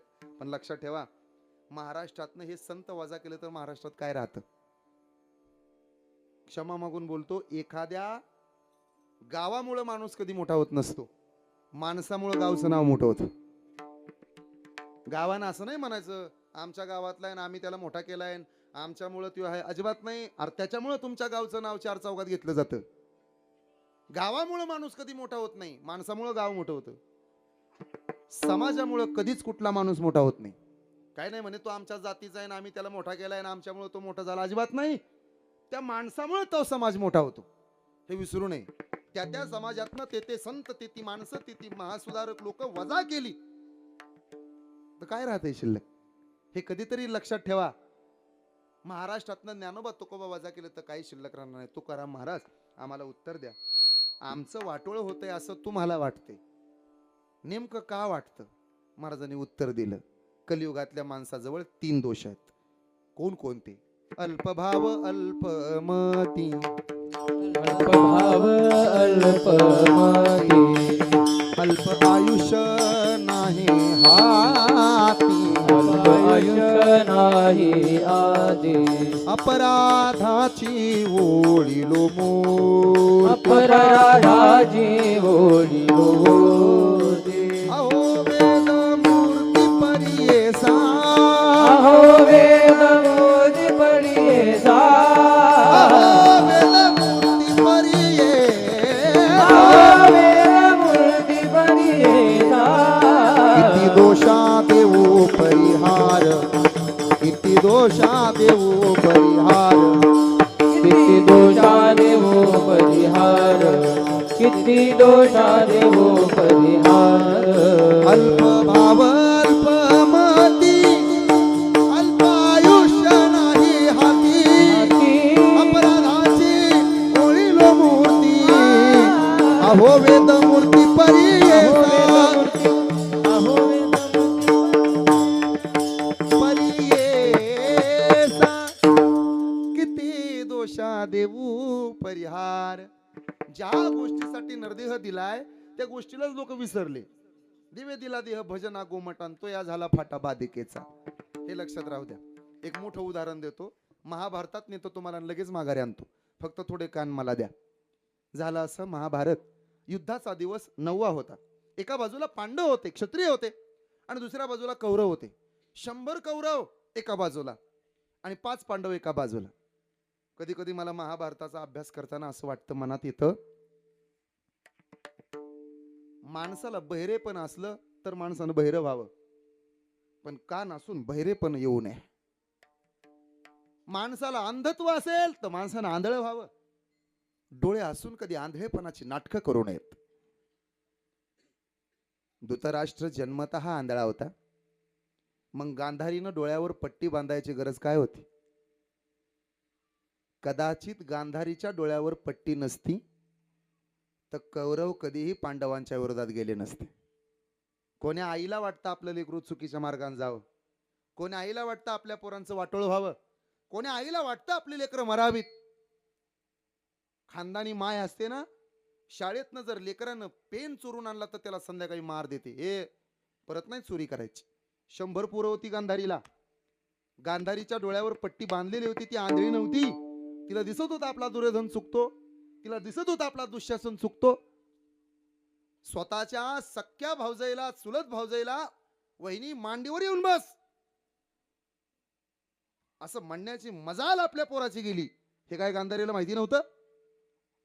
रस्त्यावरून चालणाऱ्या परक्या बाईला सुद्धा बहीण म्हणून बघतो आपण. स्वतःच्या सख्या मावस बहिणी बरोबर लग्न लावणाऱ्या पाकिस्तानातल्या अवलादी एका बाजूला, आणि ज्या बाईची आपली ओळख नाही त्या बाईकडे सुद्धा बहिणीच्या नजरेनं पाहणारी माझ्या भारतातली लेकरं एका बाजूला आहेत. अशी पुरवत आपण. मग हे गांधारीला माहिती नव्हतं. गांधारीनं मनात आणलं असतं तर तिने युद्ध थांबवलं असतं. अशा बऱ्याच गांधाऱ्या माझ्या मंडपात सुद्धा बसल्यात. तिला माहित असतं आपल्या पप्यानं बांध पोकरलाय. तिला माहित असतं आपला पप्या आगाव आहे, कधी कधीच टाकून येतो. हे काय गांधारीला माहित नाही. पण गांधारी म्हणते माझा बाळ्या तसा नाही. गांधाऱ्यांनो सुधरा. धृतराष्ट्र जरी आंधळा झाला असला तरी महाभारत घडू द्यायचं का घडू नाही द्यायचं हे तुमच्या हातात आहे. तुमच्या पोटी कसा मुलगा जन्माला यावा हे तुमच्या हातात नाही. परत ऐका, तुमच्या पोटाला कोण यावं हे सुद्धा तुमच्या हातात नाही. पण जन्माला आलेल्या लेकराला घडवता येतं, ज्ञानोबा तुकोबा बनवता येतं, ज्योतिबा फुले सारखा पोरगा बनवता येतो, हे मात्र तुम्ही करू शकता. एवढे संस्कार द्या. त्यासाठी तुम्ही पवित्र राहिलं पाहिजे, तुम्ही चांगलं राहिलं पाहिजे, तुम्ही संस्कारक्षम असलं पाहिजे. रस्त्यानं चालणारी एखाद्या बाईकडे बघून माझं वाक्य पुन्हा आहे का माझ्या बहिणीनो, मी तुमचा भाऊ म्हणून सांगेन, तुम्ही सुंदर जरूर असलं पाहिजे, तुम्ही सौंदर्यवान जरूर असलं पाहिजे, तुम्ही देखणं जरूर असलं पाहिजे. पण तुम्ही रस्त्यानं पुढे गेल्यानंतर तुमच्या सौंदर्याची तुमच्या पाठीमागे चर्चा नाही झाली पाहिजे. तुमच्या संस्काराची आणि तुमच्या कर्तृत्वाची चर्चा गावभर झाली पाहिजे. देशाच्या राष्ट्रपती द्रौपदीताई मुर्मू सौंदर्य पाहिलं नाही, कर्तृत्व पाहिलंय जगानं. डॉक्टर APJ अब्दुल कलाम देह स्वरूप शरीरयष्टी नाही पाहिली, कर्तृत्व पाहतं जग. माणसं कर्तृत्वाला सलाम करतात, कर्तृत्वाला नमन करतात ना शरीराला. अरे हे सौंदर्य आज असतं तसं उद्या नसतं. आपण जसे आज आहोत ना तसे उद्या नाही. एक म्हातारी दुकानात गेली, 70-80 वर्षाची असेल. आरसा दे रे. त्यानं आरसा दिला. म्हातारीनं तोंडावरच फेकला दुकानदाराच्या. म्हणे दळभद्र्या चांगला दे ना जरा. अगं आज 100 वाला आहे. काय रे, मागच्या 25 वर्षापूर्वी 5 रुपयाचा आरसा घ्यायचे तर त्याच्यामध्ये चिकनी चमेली दिसायची मी, आणि आता 100चा आरसा घेते तर त्याच्यामध्ये सुरकुत्या दिसतात. दुकानदार म्हणे म्हातारे, अगं आता तू अख्खी संतूर साबणाची वडी जरी गिळली ना तर तू देखणी नाही दिसणार. का बरं? हे तकलादू आहे. ज्या दिवशी शरीर थकतं त्या दिवशी शरीराचा घमंड कमी होतो, आणि ज्या दिवशी डोक्याचे केस पांढरे होऊ लागतात, टक्कल पडू लागतो, त्या दिवशी सौंदर्याचा अहंकार कमी होतो. हे तकलादू असतं, कायम टिकत नाही. मला पुढे जाऊन सांगायचं, कधीतरी तुम्ही तुमच्या डोळ्याचे आभार माना. कधीतरी आरशात पहा, डोळ्याचा चष्मा काढा आणि डोळ्याला म्हणा थँक्यू रे बाबा, तुझ्यामुळे जग पाहतो. कधीतरी कानांना थँक्यू म्हणत जात, बरं झालं बाबा तुमच्यामुळे ऐकायला मिळतंय बोराटे महाराजाचं कीर्तन. आज संध्याकाळी इंदुरीकर महाराजाचं कीर्तन ऐकायला मिळणार आहे. कधीतरी तुम्ही म्हणत जा ना तुमच्या दातांना, बरं झालेलं का खाता येतंय, नाहीतर का पडलं असतं तर मग घोलमाडून हाणावं लागलं असतं. बरं झालं. कधीतरी देवाचे आभार मानत जा. बरवे झाले आजीवरी, नाही पडिलो मृत्यूच्या हारी, वाचून आलो येथवरी, उरले ते हरी तुम्हा समर्पण. काल मला एकाने विचारलं, महाराज माणसाचा जन्म नेमका कशासाठी? मी एका वाक्यात उत्तर दिलं, देवाला थँक्यू म्हणायसाठी देवानं आपल्याला माणसाचा जन्म दिलाय. देवाला थँक्यू म्हणावं. कुठवर स्वतःच्याच गमणीत राहता. कधीतरी उपकाराची परतफेड करावी, कृतज्ञ व्हावं. कृतज्ञ सगळं जगच होतं. कृतज्ञ होऊ नका, कृतज्ञ व्हा. मला पुढे जायचंय, हे जगाला कळत नाही म्हणून आता तरी पुढे. हाची उपदेश. 9वा दिवस युद्धाचा. अर्जुन हा इंद्राचा मानसपुत्र आणि दुर्योधन हा अर्जुनाचा वैरी. इंद्राला काळजी लागली, आज 9 दिवस झाले युद्धाला. पांडव एका बाजूला, कौरव एका बाजूला, युद्ध काही थांबत नाही. काय केलं पाहिजे? कुणीतरी सांगितलंय बघ, शत्रूचा काटा काढायचा असेल ना तर ज्ञानबाची मेघ पाहिजे, माहिती पाहिजे. म्हणजे शत्रूचा वीक पॉइंट माहित पाहिजे. शत्रूचा वीक पॉइंट जर माहिती असेल ना तर मनासारख्या सगळ्या गोष्टी होतात. म्हणजे हे बघ, मला सांग, तुझा मानसपुत्र कोण आहे? इंद्र म्हणे अर्जुन. इंद्राचा वैरी कोण आहे? म्हणे दुर्योधन. मग दुर्योधनाचा विचार करू नकोस. दुर्योधनाचा मित्र कोण आहे? म्हणे कर्ण. हे बघ, ह्याला ज्ञानबाची मेघ म्हणतात. दुर्योधनामध्ये काही नाही, त्याच्या मित्रात ताकद आहे. जोपर्यंत त्याचा मित्र कर्ण दुर्योधनाच्या बाजून आहे तोपर्यंत दुर्योधनाच्या केसालाही धक्का लागणार नाही, आणि तुझ्या अर्जुनाचं काही चांगलं होणार नाही, उलट वाटोळच होईल. मग माझा तुला सल्ला आहे, तू कर्णाला फोडता येते का पाय? असं फोडाफोडीचं राजकारण तेव्हापासून चालू आहे, आताच नाही. बर बर म्हणे असं आहे का? मग बघू मग किती जण, 40 जण न्यावे लाग आपलं ते किती जणाला बोलवावं लागेल म्हणे? नाही म्हणे कर्णाला एकट्यालाच बोलवा. बोलू हरकत नाही, कर्णाला बोलू. एकट्याला बोलवलं तर काय प्रॉब्लेम, काहीच अडचण नाही म्हणे. आता कसं आहे हे बघ, काहीही करून आपला अर्जुन विजयी झाला पाहिजे, काही करून. नाही म्हणे पण मग तो तर आपला विरोधक आहे. हे बघ आता जरी विरोधक असला तरी आता एकत्र आलो पाहिजे आपण. सगळीकडेच एकत्र यायला लागलेत का नाही? आहे का नाही? सगळीकडे आले का नाही एकत्र? हा मग काय अडचण आहे तुला एकत्र यायची? अर्जुन म्हणे जरा कठीणच आहे रे, हा कर्ण ऐकायचा नाही माझ. बर नाही ऐकू दे. मग दुसरा अध्याय कोणता? अध्याय कर्णाचा वीक पॉइंट कोणता आहे? हा म्हणे हे जमल. काय? कर्णाचा वीक पॉइंट असा आहे, कर्ण दानशूर आहे आणि कर्ण कधीच कोणाचं मोडत नाही, मागेल तो देतो. मग आपण त्याचं आयुष्यच मागितलं तर देईल का? प्रयत्न करायला काय अडचण आहे? डाव टाकून तरी पाहूया. म्हणे याला तयारी करावं लागेल. मोठी माणसं तयारीची असतात, ते कळू सुद्धा देत नाहीत. त्यांच्या डोक्यात एक असतं, त्यांच्या ओठात एक असतं, त्यांच्या पोटात एक असतं, काही समजत नाही. मग त्यांनी डोकं चालवलं. म्हणे असं करा, तुम्ही ब्राह्मणाचं रूप घ्या. इंद्रदेव ब्राह्मण झाले हुबेहूब जिथल्या तिथं. एक काम करायचं, दररोज सकाळी फिरायला जातो म्हणे कर्ण आंघोळीला गंगेवर. म्हणे हो. गंगेतनं स्नान करून बाहेर आला कि त्याच्या अंगावरती कमी कपडे असतील म्हणे बरोबर, सोहळ्यात असेल म्हणे बरोबर. मग तुम्ही एक काम करायचं, त्याच्या अंगावर कवच कुंडल तर असतात म्हणे असतात. तो कवच कुंडल कधी काढत नाही, त्याच्यावर तर त्याचं आयुष्य आहे ना. कवच कुंडल काढली तर तो मरून जाईल म्हणे. हीच ज्ञानबाची मेक आहे. तुम्ही जायचं, तुम्ही तांदूळ मागायचे नाहीत, ब्राह्मण म्हणून चाललाय ना, तांदूळ मागायचे नाहीत, गहू मागायचे नाहीत, दक्षिणा मागायची नाही, काहीच मागायचं नाही. मग तुम्ही कवच कुंडल मागायची. म्हणे देईल. अहो डाव टाकून तर पाहू ना, बघू. वाजलं तर वाजलं, काय अडचण आहे? ब्राह्मणाचं रूप घेतलं आणि बरोबर इंद्र दरबार सोडून त्या गंगेच्या किनारी येऊन उभा राहिला. वाचे म्हणता गंगा गंगा, सकळ दोष जाती भंगा. पहाटेचा वेळ होता, ब्रह्ममुहूर्त म्हणतात त्याला. पहाटे 3:30 ते 4:30 या वेळेमध्ये केलेल्या आंघोळीला ब्रह्मस्नान म्हणावं. 4:30 ते 5:30 या वेळेमध्ये केलेल्या आंघोळीला ऋषी स्नान म्हणावं. 5:30 ते 6:30 या वेळेत केलेल्या आंघोळीला मनुष्य स्नान असं म्हणावं. आणि 6:30 नंतर केलेल्या आंघोळीला राक्षस स्नान असं म्हणतात. तुमचं तुम्ही बघा कुठल्या कॅटेगरीत बसताय तुम्ही. ब्रह्मस्नान आटोपलं आणि पहाटेचा मंद वारा कर्ण दादा त्या वरती आला आणि तिथं ब्राह्मण म्हणून इंद्र उभा आहे, हात जोडलेले, दोन्ही हात पसरले. आपण जे मी ब्राह्मण आहे, कशाला आले? तुमचं नाव ऐकून आलो.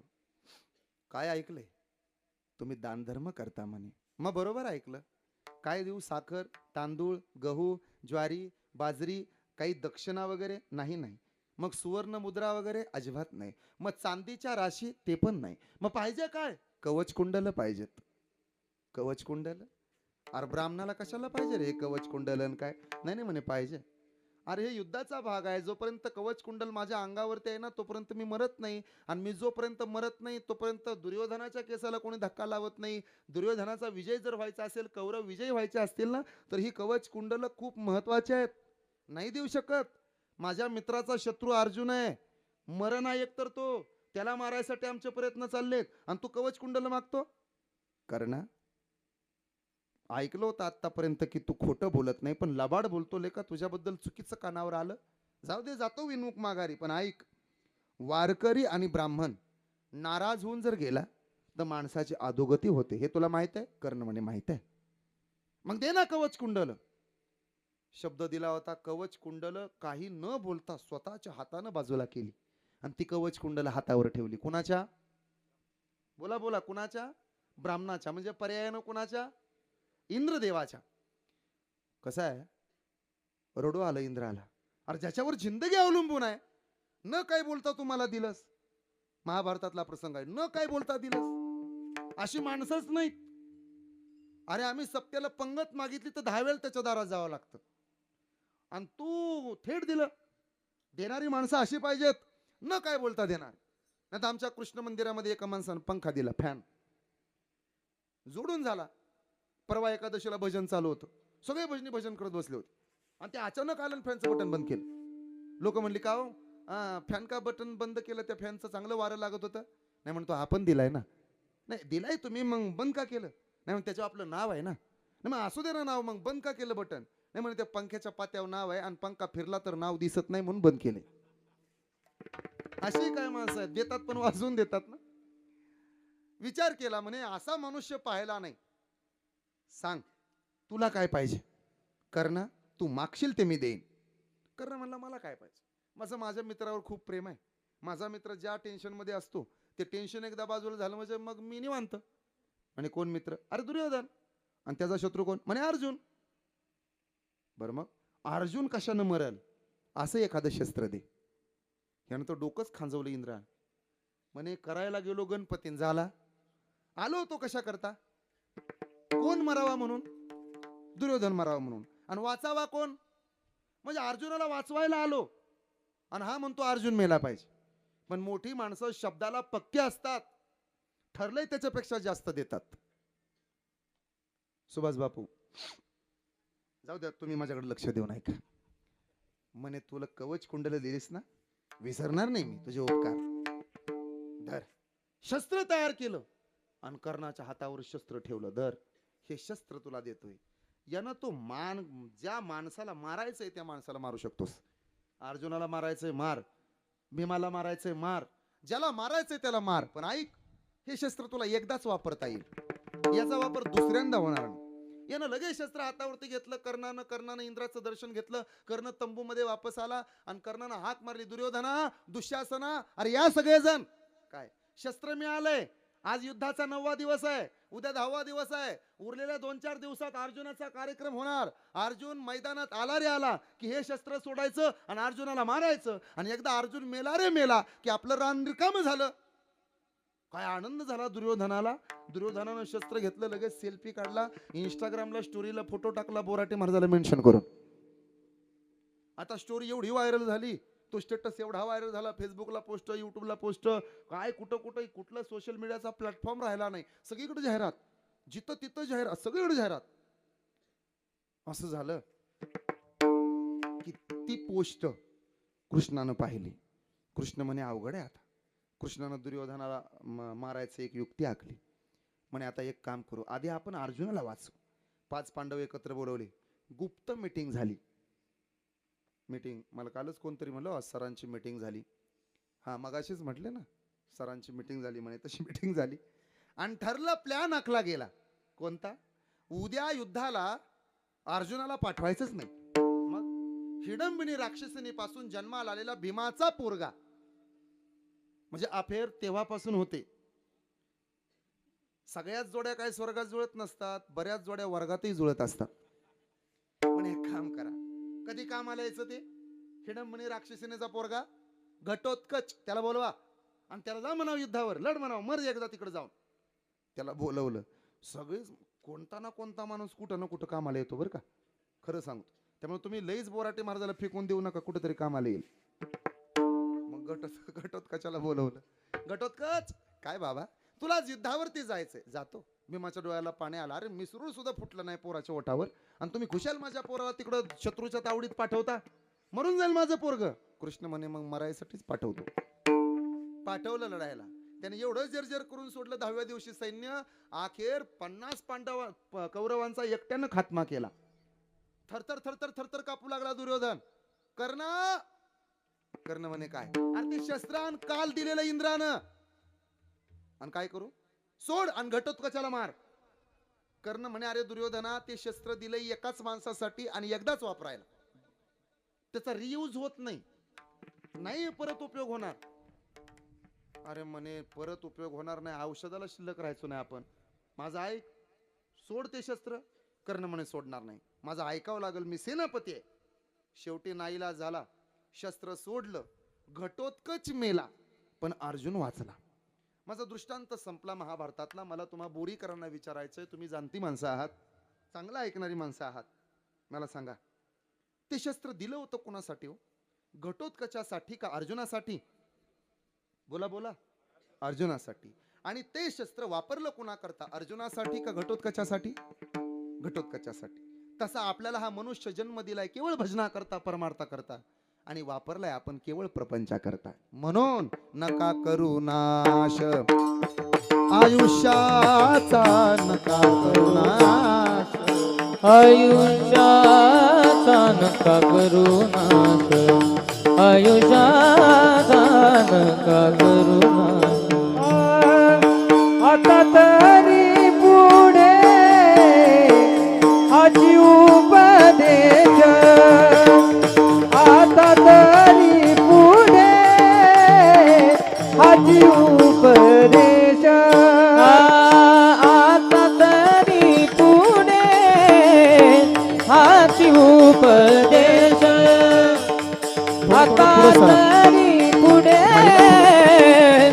हाची उपदेश, आता तरी पुढे हाची उपदेश, उपदेश आता तरी पुढे हाची उपदेश, आता तरी पुढे हाची उपदेश, उपदेश आता तरी पुढे हाची उपदेश. नका करू नाच आयुष्यात,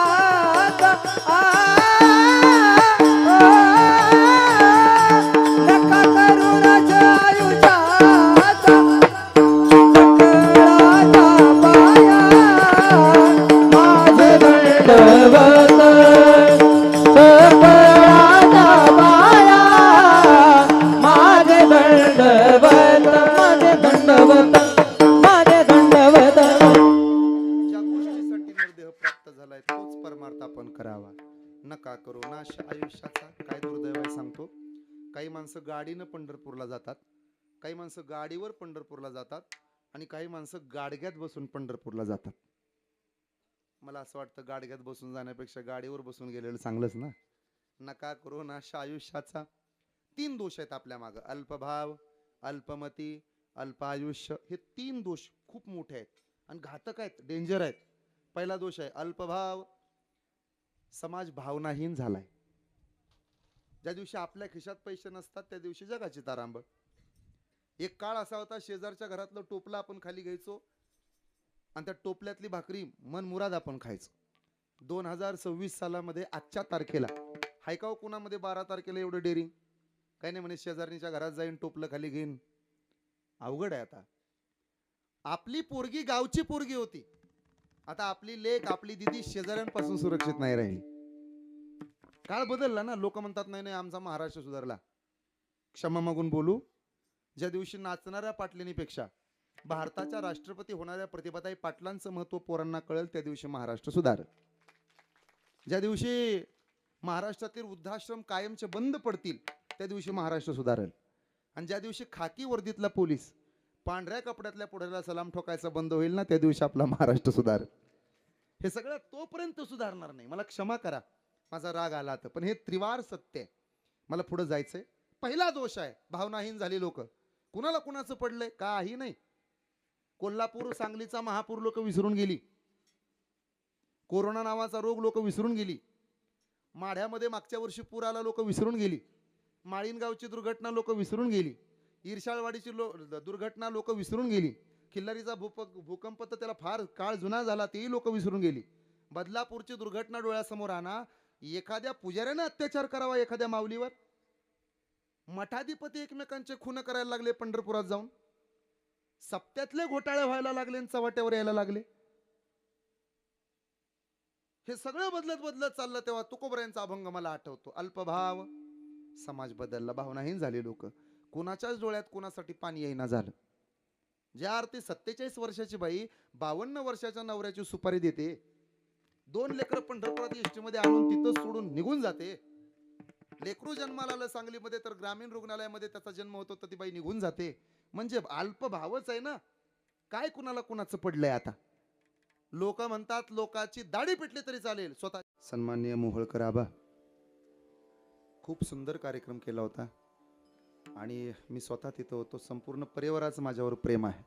त्याचबरोबर श्रद्धेय आदरणीय घोलप साहेब, त्यांचंही आमच्यावरती नितांत प्रेम आहे. आमच्या यशश्री वहिनी अर्थात यशश्री ताई भरणे, त्याही आज कीर्तनाला उपस्थित झालेल्या आहेत. आपण सगळेजण अत्यंत प्रेम करणारी मंडळी आहात माझ्यावर, या शिंदे परिवारावर. मला तुम्हाला सगळ्याला विचारायचं आहे, अभंगाला समारोप मला द्यायचा आहे. फक्त माझं अभंगाचं चिंतन पूर्ण होईल. मला एका प्रश्नाचं सोपं उत्तर द्या. बापानं पोराच्या पाया पडावं का पोरानं बापाच्या? बोला बोला बोला, पटकन बोला, वेळ खूप कमी आहे आपल्याकडे. बरोबर ना? पोरानं बापा, जाऊ दे, हे पुरुष बोलत नाहीत, महिला डेअरिंगबाज असतात. मी तुम्हाला विचारतो, मला वहिनी तुमच्यासह सगळ्यांनी उत्तर द्या. सासूने सुनच्या पाया पडावं का सुनबाईनं सासूच्या? नक्की ना? ये लॉक किया जाय. ठाम आहात ना तुम्ही तुमच्या मतावर? आमचे बापू जसे ठाम असायचे तसं नक्की ना? सुनबाईनं. पण कधी कधी तेच म्हातारे म्हणते, सुनबाई अगं माणसं बघून स्वयंपाक करत जागं, नाचधूस करू नको आणि माणसात मला बोलू नको ग तुझ्या. आता काय म्हणला होता सुनबाईनं सासूच्या? बापानं पोराच्या पाया पडायचं नसतं आणि सासूनं सुनबाईच्या पाया पडायचं नसतं. पण सुनबाईचं वाटोळ होऊ नये ही सासूची भावना जेव्हा तयार होते तेव्हा सासू सुनबाईला म्हणते पाया पडते ग. पोराचं वाटोळ होऊ नये म्हणून बाप म्हणतो, ए पोरा आले का, काम धंदा कर, अभ्यास कर, नाही तर तुझ्या पाया पडतो. तसं तुमचं माझं वाटोळ होऊ नये. अजून सांगू सोपं? पहा माझ्याकडं. बापानं पोराच्या पाया पडावं एवढी पोराची लायकी नाही, पात्रता नाही. सासूने सुनबाईचे पाय धरावे तेवढी सुनबाईची पात्रता नाही. तसं तुकाराम महाराजांना तुमच्या माझ्या पायाला हात लावावा तेवढी आपली पात्रता नाही. पण जसं पोराचं वाटोळ होऊ नये, सुनेचं वाटोळ होऊ नये, तसं तुमचं माझं जन्माला येऊन वाटोळ होऊ नये म्हणून सकाळांच्या पाया माझे दंडवत तुकोबा आपल्या पायाला हात लावतात. हा अभंगाचा भाव आहे. म्हणून तुमच्या माझ्या पायाला हात लावला आणि सांगितलं, सकाळांच्या पाया माझे दंडवत, आपुलाले चित्त शुद्ध करा. ज्ञानेश्वर माऊली माझे दंडवत, आपुलाले चित्त शुद्ध करा. वैकुंठवासी आदरणीय श्रद्धेय बापूंच्या अर्थात पहिल्या पुण्यस्मरणाला आज आपण एकत्र आलो. मी मगाशी बोलून गेलो, हा परिवार अत्यंत सात्विक आहे. आईच्या पुण्याने सात्विक आहेत, वडिलांच्या पुण्याने चतुर आहेत, खानदानाच्या पुण्याने दानशूर आहेत, स्वतःच्या पुण्याने भाग्यवान असणार आमचा हा परिवार आहे. ज्यामध्ये आदरणीय संजय भाऊ आहेत, हे सुपुत्र आहेत. शालनताई आणि आशाताई या दोन लेकी, त्यातल्या शालनताई भगवंताच्या घरी, आशाताई भगवंताच्या घरी निघून गेल्या. शालनताई जेव्हा जेव्हा बापाच्या घरी येतील तेव्हा तेव्हा शालनताईंना आपल्या वडिलाची आठवण आल्याशिवाय राहणार नाही. दोनही भाऊ, ज्यामध्ये आदरणीय मुकुंद दादानं खूप प्रेम करावं, दादा आहेत, आणि लक्ष्मण दादा भावाला सोडून निघून गेले. संपूर्ण परिवार अत्यंत गोड आहे. मगाशी आम्ही सचिन दादा शिंदे यांच्या घरी होतो. माझ्या आत्याच आहे ती, आत्याच्याच घरी चहापाणी केलं. आमचे मामा मला सांगत होते, फार माणूस चांगला होता हो. आम्हाला लय अभिमान वाटायचा, बापूचा स्वभावही चांगला होता. आता काही गोष्टी आपल्या हातात नसतात आणि मला असं वाटतं ताई, खरं सांगतो, नसावंच आपल्या हातात बऱ्याचशा गोष्टी. मला असं वाटतं ऊन आलं पाहिजे, सावली आली पाहिजे, आपल्या आयुष्यात दुःखही आलं पाहिजे, सुख पण आलं पाहिजे, तेव्हाच आपण घडतो ना. सगळ्याच गोष्टी आपल्या मनासारख्या घडल्या असत्या तर देवाला किंमत आणि जगायला गंमत राहिली नसती. पण ओ बोराटे महाराज, तुम्हाला माहिती असावं, ह्या फोटोतल्या बापाचं या सगळ्या पोरांवर फार प्रेम होतं. मला कल्पना आहे, बापाचं प्रेमच असतं. दुर्दैवानं समाजाला ते दिसत नाही. आप्पा कसं दिसत नाही ते 2 मिनिटं घेतो आणि थांबतो, सांगतो.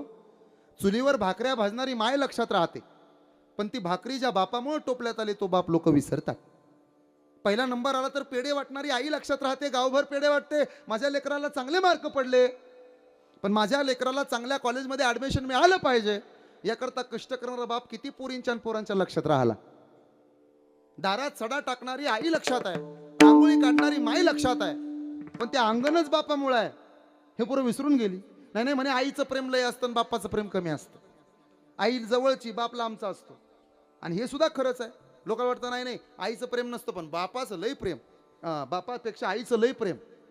क्षमा मागतो महिला मंडळ, पण ताकदीनं सांगेन तुम्हाला, आईपेक्षा बापाचं प्रेम जादा असतं. हे आम्हाला नाही कळायचं, पण तुम्हाला चांगलं कळत. मुलगी नांदायला निघाली ना, भरलेल्या मंडपामध्ये रडत राहते. का बरं? तिला माहीत असतं चेहऱ्यावरून हात फिरवतोय तो बाप कदाचित पुन्हा पाहायला मिळतो, न मिळतो, आता झालं संपलं. सकाळी 8:30 वाजेपर्यंत झोपी जाता येतं त्याचं नाव माहेर आहे. आणि सगळे उठायच्या अगोदर जागं व्हावं लागतं त्याचं नाव सासर आहे. सासर किती श्रीमंत भेटू द्या ताई तुम्हाला, माझ्या बहिणी आहात तुम्ही. माझी दिदी जेव्हा माझ्या घरी येते ना, राणीसारखी राहते घरी. 8-8 दिवस राहते ती, कोण विचारत नाही. आणि माझ्या आत्याला मी विचारलं होतं, आत्या काय येत नाही हो तुम्ही आता? आत्या म्हणली कोणासाठी यावं? जे आईबापासाठी यायचं ते आईबाप राहिले नाहीत आता काय येऊ आम्ही. हे सूत्र असतं. आईबाप जिवंत आहेत तोपर्यंत पोरी माहेराला येतील. सोन्याचा महल भेटू द्या तुम्हाला, पण बापाच्या झोपडीतलं स्वातंत्र्य सोन्याच्या महलात नाही. सासूनं कितीही जीव लावू द्या, तिला अहो आई म्हणावं लागतं. आणि जन्मदातेला अजूनही अगं आईच म्हणता तुम्ही. हे जवळच असतं, हे कोणी विसरू नये. तुम्ही जरा लक्ष द्या. म्हणे काय नाही, आमच्या बापानं आम्हाला काय नाही दिलं. अरे आपल्या बापानं आपल्याला स्वतःचं नाव दिलंय, नाव अजून काय द्यायला पाहिजे. पंचपंख बिना हाती दंत बिना नारी पुरुष बिना पुत्र बाप बिना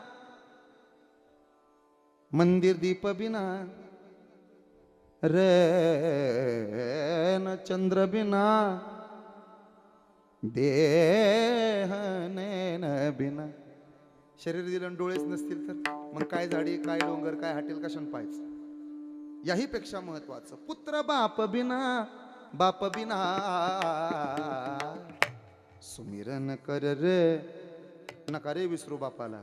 त्याच्यामुळे आपण आहोत. बापासाठी रडायलाही आलं पाहिजे आणि बापासाठी लढायलाही जमलं पाहिजे.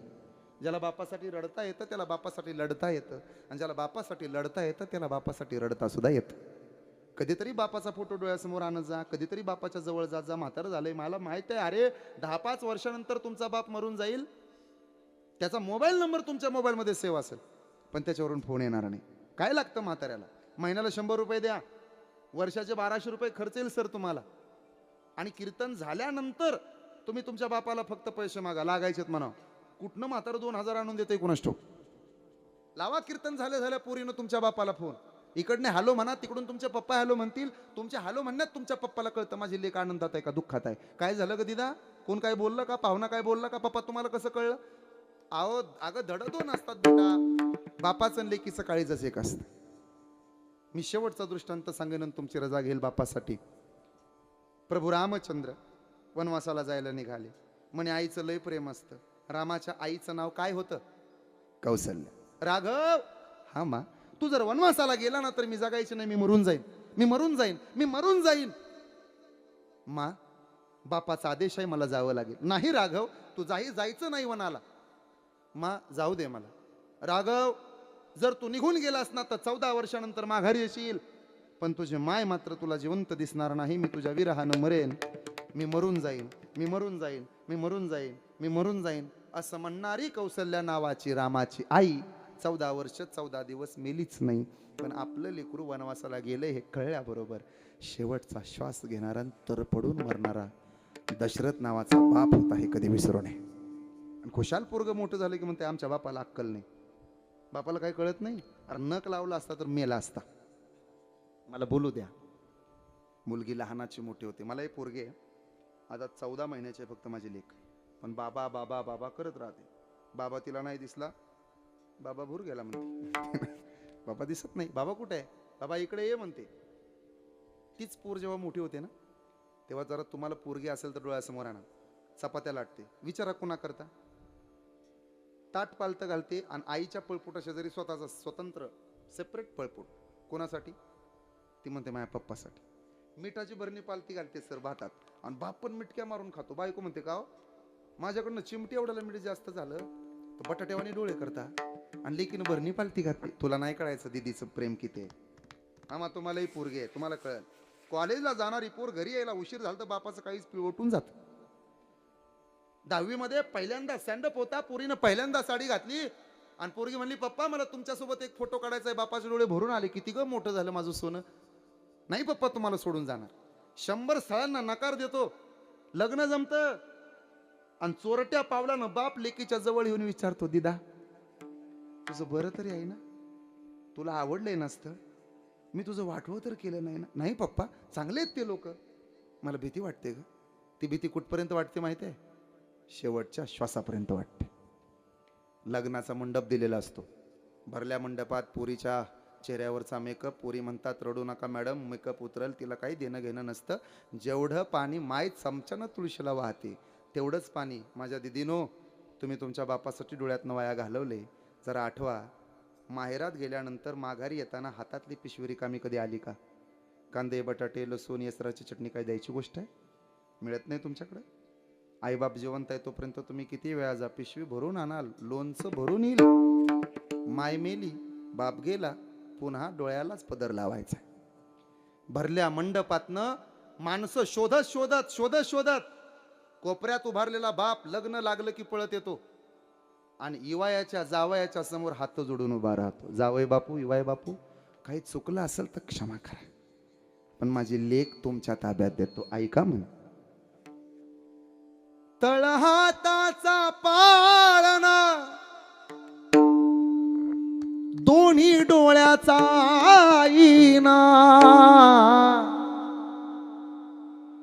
डबीतील कस्तुरी जशी वागवली मैना. एवढं स्वतः ओ जीव तळ हातावरती आला घालत होतो, सगळ्या देवाला नवस केला, बायको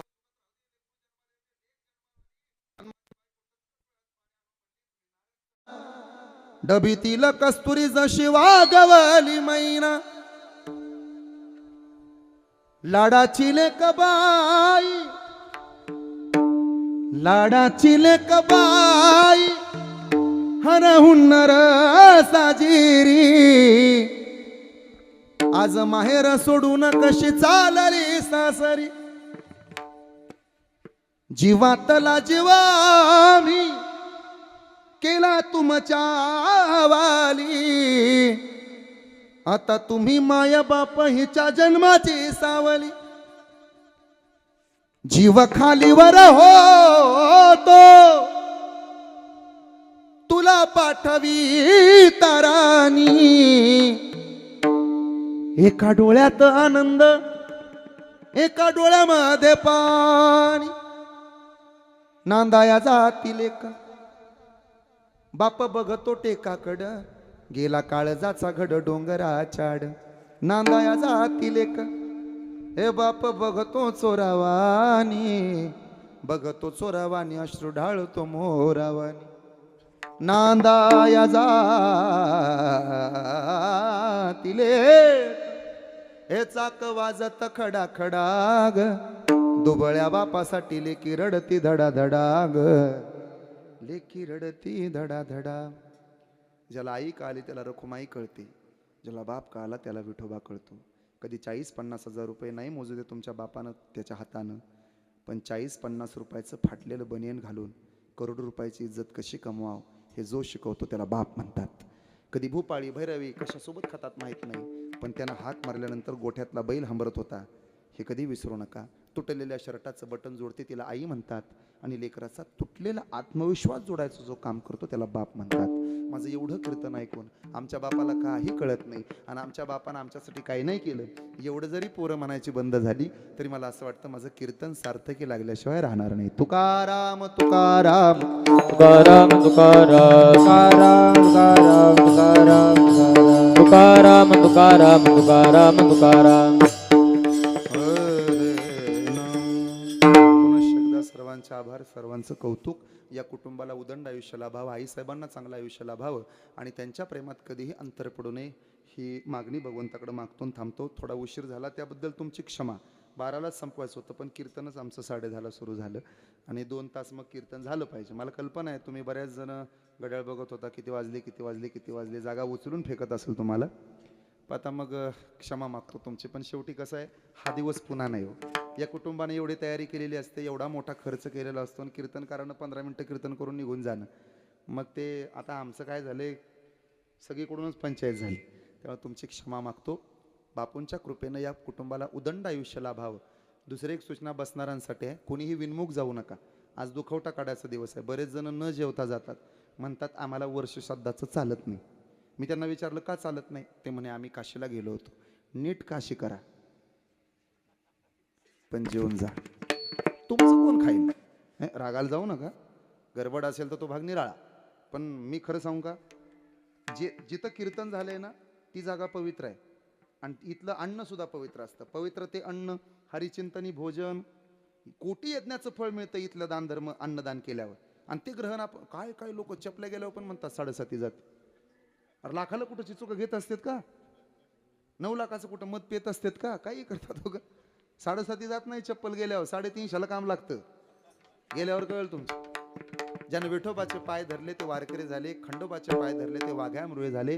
पण ज्यांनी ज्ञानोबा तुकोबांच्या बरोबरीनं छत्रपती शिवाजी महाराज, राजमाता राष्ट्रमाता मासाहेब जिजाऊ, पुण्यश्लोक अहिल्यादेवी होळकर आणि क्रांती ज्योती सावित्रीमाई फुले यांचे पाय धरले. ते सरपंच पदापासून राष्ट्रपती पदापर्यंत जाऊन पोहोचले. तेव्हा मुलांना शिकवा. आता अल्पभूधारक झालोत आपण, एक तळमळीचं सांगतोय. काय आहे विनंती आहे, कीर्तनातलंच आहे. काय करा, अल्पभूधारक झालीत पोरं तर आता मुलांना शिक्षण द्या. तुमच्या इतक्याशा त्या आम्हाला राहिल्या नाहीत. आम्हाला येतं उगं 1.5 एकर 1.5 एकर 2 एकर, तुम्हाला भरपूर होतं. आता तरी असे घोटाळे झालेत ना, रान 1.5 एकर नावं त्याच्यात 178. भांडणावर भांडण, वादी हजर प्रतिवादी गैरहजर, प्रतिवादी हजर वादी गैरहजर, वादीन प्रतिवादी दोन्ही हजर, मग कोर्ट गैरहजर. तेव्हा विनंती आहे, मरायच्या आधी तेवढे 7 बारे क्लिअर करून मरा. खरं सांगतो. आणि म्हाताऱ्या माणसांनी गाडीवरचा प्रवास टाळा. तुमचं वय झाले, तुमचे हाडं झालेत कोळाक, तुम्ही गाडीवर कृपया प्रवास करू नका. पण काय झालंय, तरण्याचं झालंय कोळसं आणि म्हाताऱ्याला आलंय बाळसं. खुशाल गाडीला किक मारतंय, म्हाताऱ्याला म्हणतंय बस माग, बसती का नाही? म्हातारा म्हणते नगे, तुमचं हांडेल लाटा लाटा लाटा लाटा कापतोय, नको बस. नाही बसणार, आणू का दुसरी मग गाडी? थोडं सरत घ्या. म्हाताऱ्या लोकांना विनंती आहे, थोडं सरत. जांबुवंतानं वेळ आली, हनुमंताला पुढे घातलं पाहिजे, अंगदाला पुढे घातलं पाहिजे. थोडं सरत घ्या आणि स्वतःचं उरलेलं आयुष्य आनंदात जगा. पाहुणे रावळे गण गोत मित्र परिवार मस्तपैकी माणसं जोडा. बास दिलंय ना पप्याच्या हातात सगळं, निवांत राहा. 51 झालं, 91 वनात जायचं. 51 वनात नाही गेला, पोरगा म्हणतो बा वन, तरी पण 53. मग नातू म्हणतो आजोबा चोपन. अशी वेळ येण्याआधी सावध व्हा. हा संदेश देतो आणि माझ्या वाणीला पूर्ण विराम देतो. विठ्ठल जय जय विठ्ठल, जय जय विठ्ठल, जय जय विठ्ठल, विठ्ठल जय जय विठ्ठल, जय जय विठ्ठल.